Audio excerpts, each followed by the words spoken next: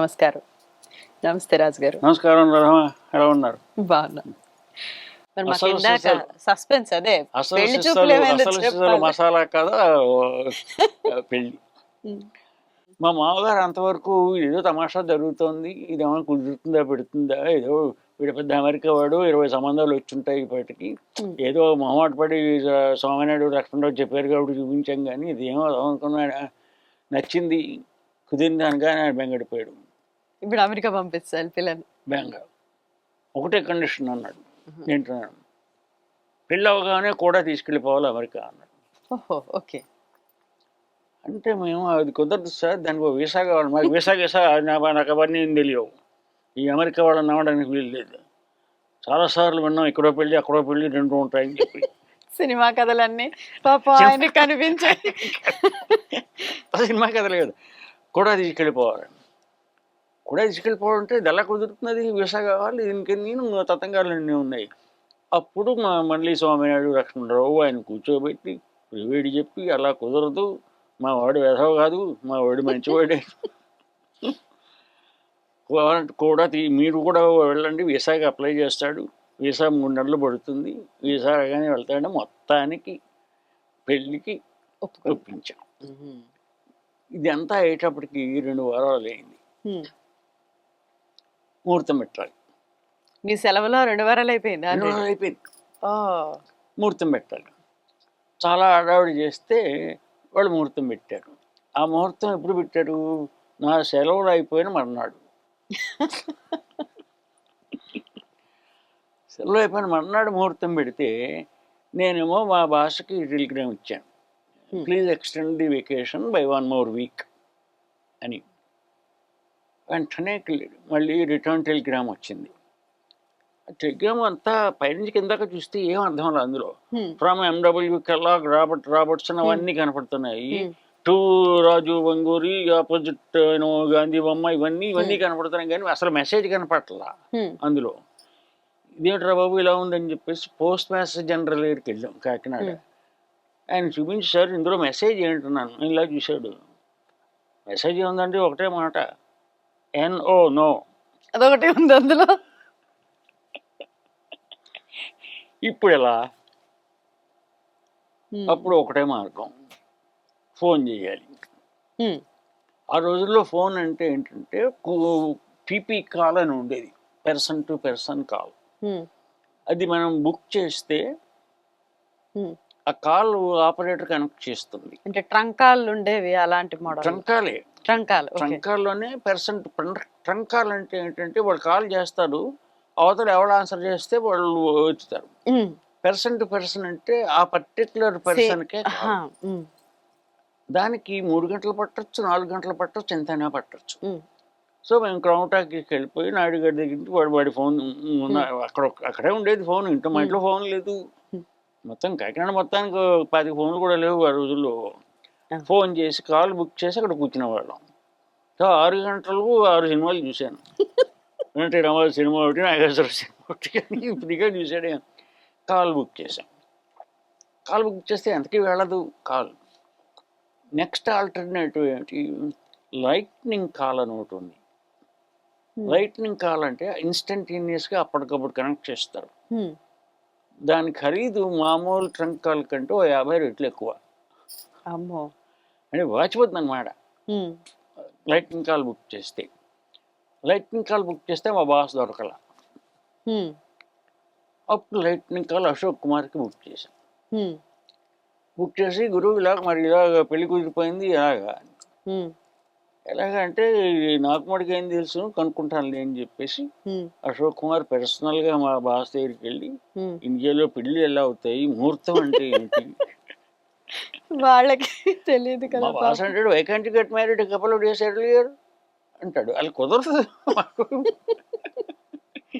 2 రోజుల ముందు డేచురా, పెళ్లి కుదిరింది కదా, నీకు అమ్మాయి బాగుంది అన్నావు కదా, వాటితో ప్రాబ్లం మనకు ఎలా కుదురుతుంది.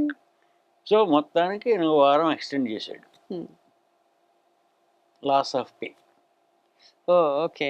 ఆన్ కండిషన్ దట్ ఫలానా తారీఖు ఈవినింగ్ 4 o'clock రిపోర్ట్ చేస్తే you can job is there, otherwise it's not there. అంతే. టక టక టక టక టక పెళ్లి పనులు అయిపోయి పెళ్లి చేసేసుకున్నాం. వెంటనే వీసాకి అప్లై చేయాలి, ఇద్దరం వెళ్ళాలి వీసాకి. సో కాకినాడ నుంచి మెడ్రాస్కి ట్రైన్లో ఫస్ట్ క్లాస్ కంపార్ట్మెంట్లో మా హనీమూన్.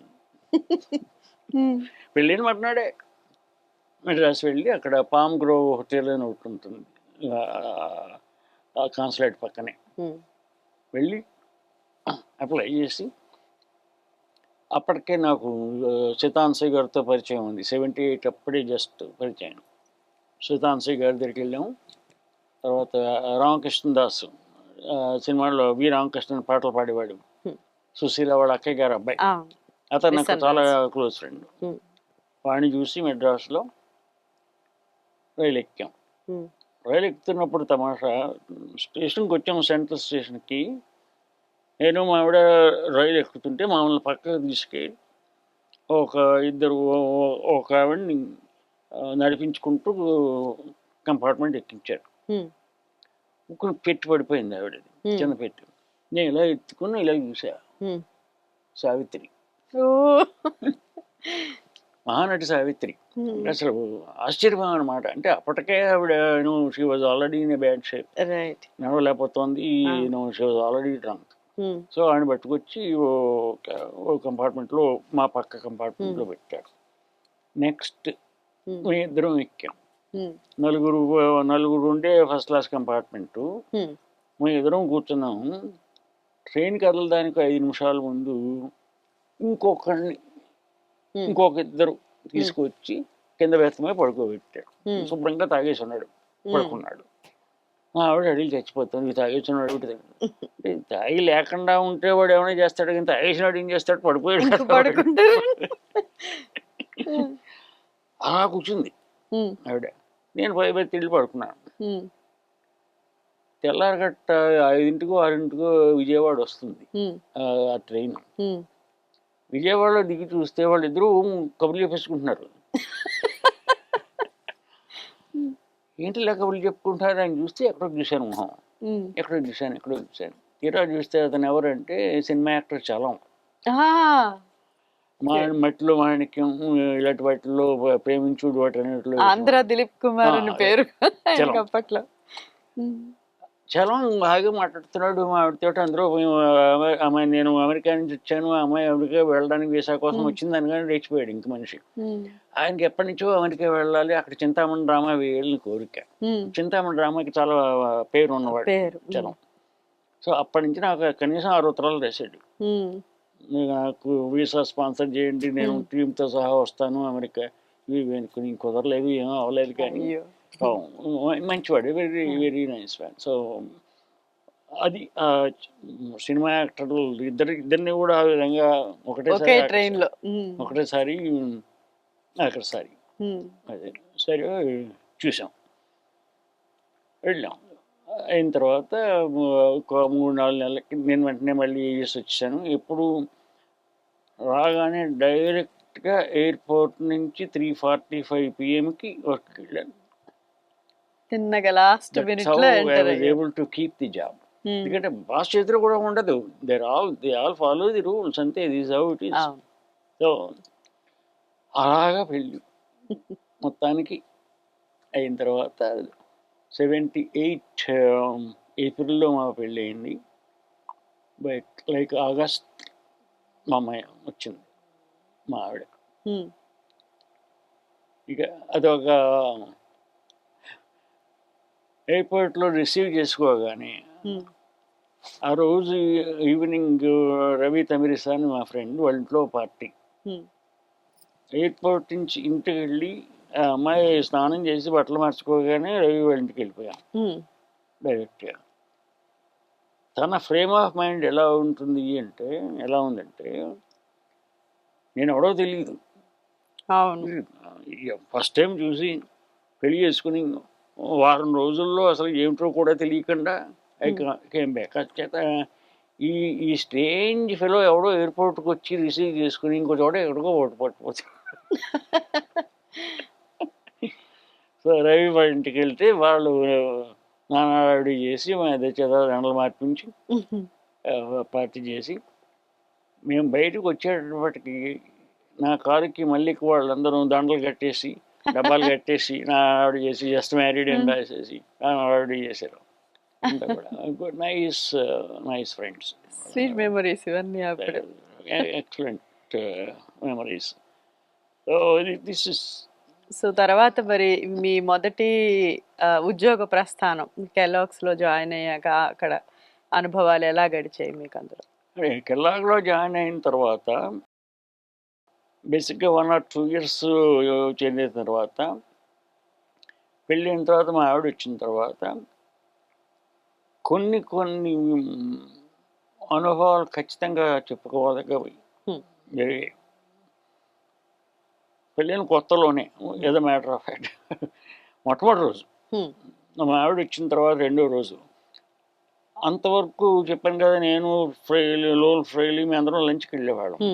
ఇప్పుడు పెళ్ళి మా ఆవిడ వచ్చింది కాబట్టి లంచ్కి ఇంటికి వెళ్ళాలి. ఎలాగ పెడతాను కానీ అశోక్ కుమార్ని కూడా లంచ్కి అన్నాను. మాకు తెలియని విషయం ఏంటంటే మా ఆవిడకి వంట రాదు.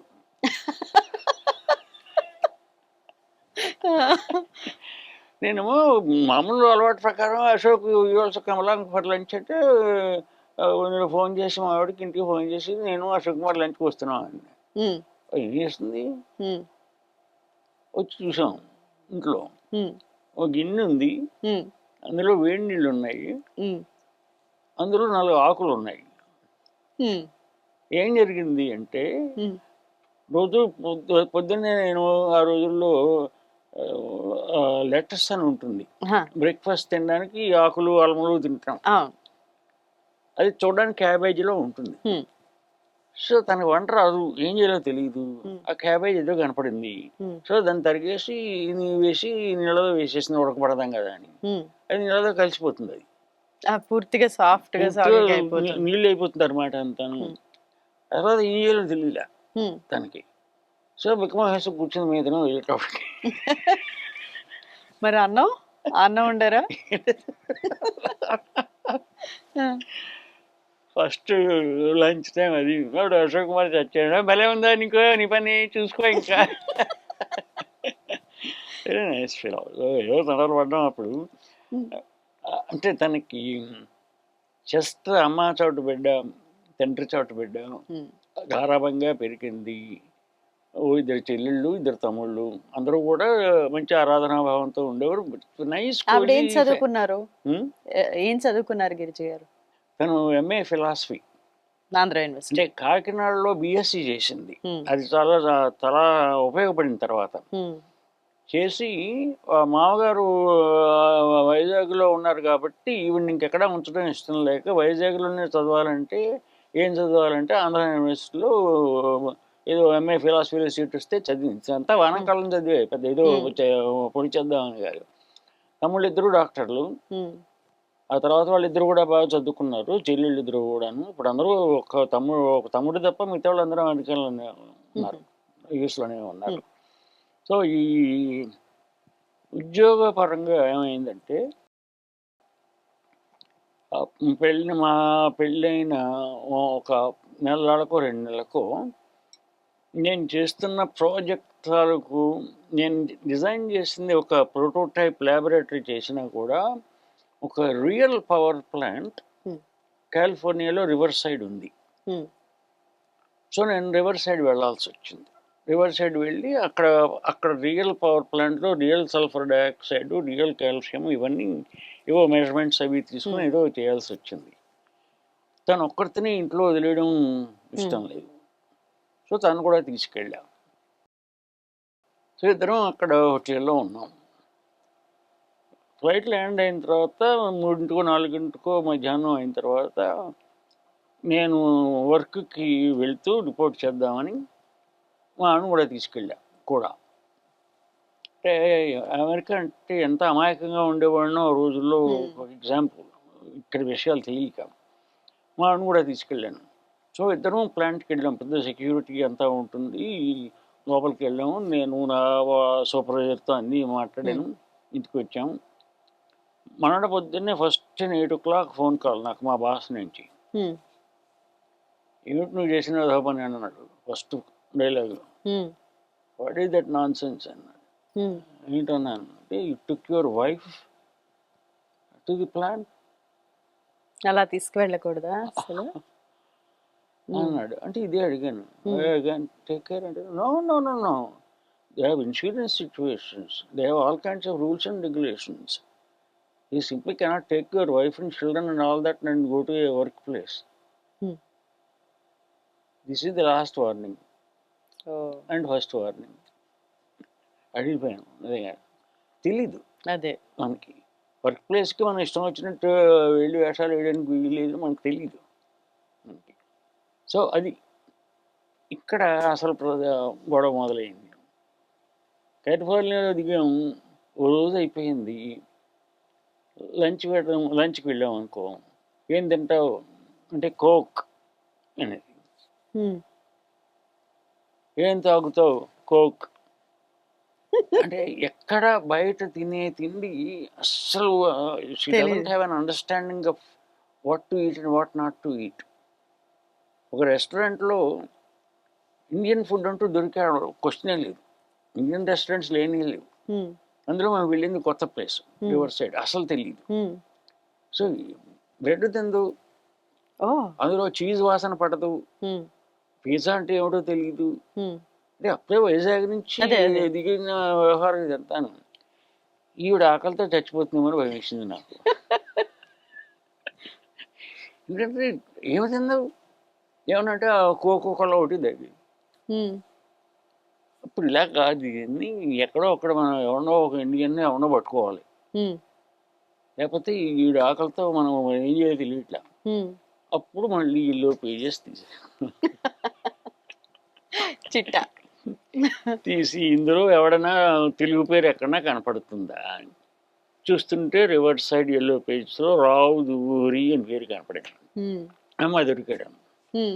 ఫోన్ చేశాను, రావు గారు బాగున్నారా అని. బాగున్నాను, ఎవరండి అన్నారు. ఇవాళ సాయంత్రం మీ ఇంటికి భోజనానికి వస్తున్నాను అంటున్నాను. మీరు ఎవరండి అన్నాడు. సాయంత్రం వచ్చే చదువుతా కదండి మీకు, అంతవరకు ఓపిక పట్టండి అని సాయంత్రం ఇంటికి వెళ్ళిపోయాం భోజనానికి. వాళ్ళ ఇంట్లో ఆ రోజున వాళ్ళ అబ్బాయి బర్త్డే పార్టీ అవుతుంటే వెళ్తే అప్పుడు పరిచయం చేసుకుని తెలుగులో మాట్లాడుకుని తెలుగు భోజనం అప్పుడు చేసాం. ఇంతకీ అది దువ్వేరు ఎవరంటే మా దువ్వూరి అనంత అచ్యుతరామారావు వాళ్ళ అన్నయ్య గారు అబ్బాయి. అలా గెలిచింది. అంటే ఇప్పటికి నేను ఆశ్చర్యపోతాను. ఫోన్ తీసుకుని దావుదూరి అన్నయ్యని ఫోన్ చేసి వాళ్ళు సాయంత్రం ఇంటికి భోజనానికి వస్తున్నానంటే ఆయన సరే రాండి అనడం ఏంటి, మేము వెళ్ళడం ఏంటి, ఈ రోజులో అసలు ఊహించలేము ఇలాంటివి సంఘటనలు. అమేజింగ్. అంటే 75 ఆ ఏరియా తక్కువ మంది ఉండేవారు తెలుగు వాళ్ళు. గుంపుని తెలుగు వాళ్ళు కనపడగానే ఓహో సంతోషం అని ఉండేది. సో అలాగా ఆయన పరిచయం అయ్యాడు. సో ఇలాంటి experience driving, for example driving నేర్పాను. అమెరికాలో ఒక రూలు లెక్క ప్రకారం ఏంటి, మగుడు ఎప్పుడూ పిల్లలకి డ్రైవింగ్ నేర్పకూడదు.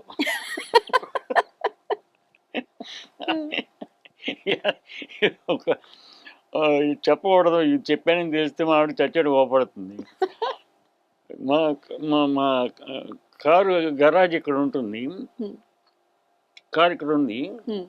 సో డ్రైవింగ్ నేర్పినప్పుడు మామూలుగా ఏంటంటే కారు లాగా రోడ్డు మీదకి ఇలా వచ్చి ఇలా ఆవిడ పొరపాటున ఏం చేసింది, ఈ బ్రేక్ మీద నొక్కుతూ వెనక్కి రావాల్సింది పోయి యాక్సిలరేటర్ నొక్కుతూ వెనక్కి వచ్చింది. యాక్సిలరేటర్ నొక్కుతూ వస్తే టప్పున ఇలాగ కారు రోడ్డు అవతల వైపు ఉన్న వాడి ఇంట్లో గరాజ్లోకి వెళ్ళిపోయింది.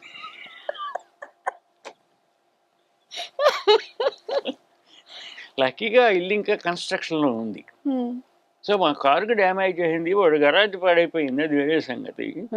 ఇది చెప్పగానే అనిల్ కుమార్ గురువు పని చేయన్నాడు. అంటే మీ ఆవిడ కారుని ఏడినప్పుడు వెనకాల చక్రాలు కట్టు, వెనకాల టైర్లు అన్నీ కట్టు, ఒకవేళ కుషన్కి బాబు. ఇలాంటివి అశోక్ కుమారు, నేను, అనిల్ కుమారు, పాప, ఆవిడ, ఇన్ని మల్లికు, వసంత, ఇన్ని సరదాలు ఉండేవంటే ఇలాంటివన్నీ కూడా. అంటే she got adjusted very fast. మొట్టమొదట మా మా ఆవిడకి నా మీద తెలిసింది ఏంటంటే, నా దగ్గర 6 7 క్రెడిట్ కార్డులు చూసి, ఏమన్న పని వీడి పనికి రాదు, వీడికంతా అప్పు తప్ప వీడి దగ్గర పైసలు, క్రెడిట్ కార్డ్ అంటే అప్పు. So she immediately decided that this fellow is useless, వీడి దగ్గర డబ్బులు ఉండవు వీడి దగ్గర అని కనిపెట్టేసి రాష్ట్రం. She wanted to have her own career. అప్పుడు అనుకుంది, ఇప్పుడు 78 మొదట్లోనే పెళ్ళైన వచ్చిన 6 నెలల్లోనే షీ థాట్ దట్ ఇంట్లో కూర్చొని బోర్ కొడుతుంది, ఫర్ వన్ థింగ్ ఏం చేయడానికి ఉండదు, కార్ డ్రైవింగ్ అప్పుడప్పుడే నేర్చుకుంటోంది, బట్ ఏదో ఒకటి చేయాలి, something she has to do. అప్పుడు నేను ఆ అమ్మాయి చేత ఎంఏ ఫిలాసఫీ అమ్మాయి చేత ఏం చేయించాలో నాకేం తెలియదు. ఆయన చేత ఏం చేశానంటే, ఓ రోజు కారులో ఒక బస్ స్టాప్ దగ్గర దింపేసి, ఆ బస్సు డౌన్ టౌన్ వెళ్తుంది అనమాట. డౌన్ టౌన్ వెళ్ళు, ఏం కావాలంటే చేసుకో. సో ఆ అమ్మాయి మా ఆడ ఒక వారం రోజుల పాటు డౌన్ టౌన్లో అన్ని తలుపులు కొట్టి ఒక డిపార్ట్మెంటల్ స్టోర్లో సేల్స్ క్లర్క్ కింద ఉద్యోగం సంపాదించుకుంది. అంటే ఎవరైనా వస్తువులు చొక్కాలో లాగులో ఏవో అని కొనుక్కుంటే క్యాష్ రిజిస్టర్ ఆపరేషన్ అనమాట. సో వాళ్ళకి కొట్టి రసీదు ఇచ్చి ప్యాక్ చేసి ఇవ్వడం. గంటకి $4 $5 అసలు అంటూ ఏదో ఒక వ్యాపకం ఫర్ వన్ కాలక్షేపం కూడా ముఖ్యం. సో రోజు ఒక 2-3 నెలల పాటు నేను బస్ స్టాప్ దగ్గర డ్రాప్ చేయడం, అమ్మాయి వెళ్ళిపోవడం, మళ్ళీ బస్సులో రావడం జరిగింది. ఒక రోజుని ఒక ఫ్రెండ్ ఒక అమ్మాయి ఏం చేసిందంటే, మెడికల్ సెంటర్లో పనిచేసేది. అక్కడ దాంట్లో బోర్డులో ఏంటంటే హిస్టో టెక్నాలజీ సర్టిఫికేషన్ ప్రోగ్రామ్ అని కనపడింది. అంటే మెడికల్ టెక్నీషియన్ గ్రూప్లో హిస్టాలజీ ఒక ఇది టిష్యూ కల్చర్, అది చూసి మా ఆవిడ చేరతాను. So she join that programme. ఒక ఏడాది పాటు హిస్టో టెక్నాలజీ సర్టిఫికేషన్ ప్రోగ్రామ్ చేసింది. ట్రైనింగ్ అంటే వాళ్ళు సర్టిఫికేషన్ ఇస్తారు ట్రైనింగ్ చేసి. సో హ్యూస్టన్ ఏరియాలో తెలుగు వాళ్ళు, ముఖ్యంగా ఇండియన్స్లో హిస్టో టెక్నాలజీ ఏరియాలో మొట్టమొదటి ఇది చేసింది గిరిజ అందులో. సో రాగానే జాబ్ వచ్చింది, షీ జాయిన్, అండ్ ఆ జాబ్లో 40 ఏళ్ళు పనిచేసింది. ఒకే దాంట్లో ఉన్నారు. అంటే ఓకే, సేమ్ ప్రొఫెషన్, 4-5 హాస్పిటల్స్ మారింది క్రమక్రమంగా. So that is her profession. She was dedicated to the job. And నేను పిచ్చి వేషాలు వేశాను కానీ she was professionally medical technician. That was very useful to me in number of ways. నాకు అంటే number 1, తన విషయాల్లో నేను కలగజేసుకోలేదు. తన ప్రొఫెషన్ వేరు, తన ఇది వేరు. నా జాబ్ విషయాల్లో తను కలెక్ట్ చేసుకోలేదు. సో ఒక రకమైన ఫైనాన్షియల్ ఫ్రీడమ్ అండ్ రెండు ఫైనాన్షియల్ ఫ్రీడమ్, ఒక sense of belonging, sense of ఇది వస్తుంది. మనం ఏదో చేస్తున్నాం, యూస్ఫుల్ పని చేస్తున్నాం, ఖాళీగా కూర్చోలేదు మనం, యూర్ సపోర్టింగ్ ది ఫ్యామిలీ అన్న దీంట్లో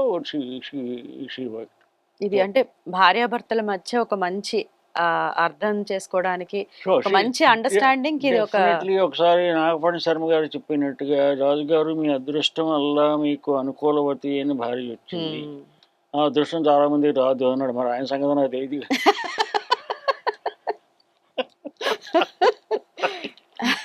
ఆ విధంగా నేను డెఫినెట్గా చెప్తాను, అనుకూలవతి అని భార్య రావడం అనేది చాలా అన్ని విధాలుగా చాలా అదృష్టం.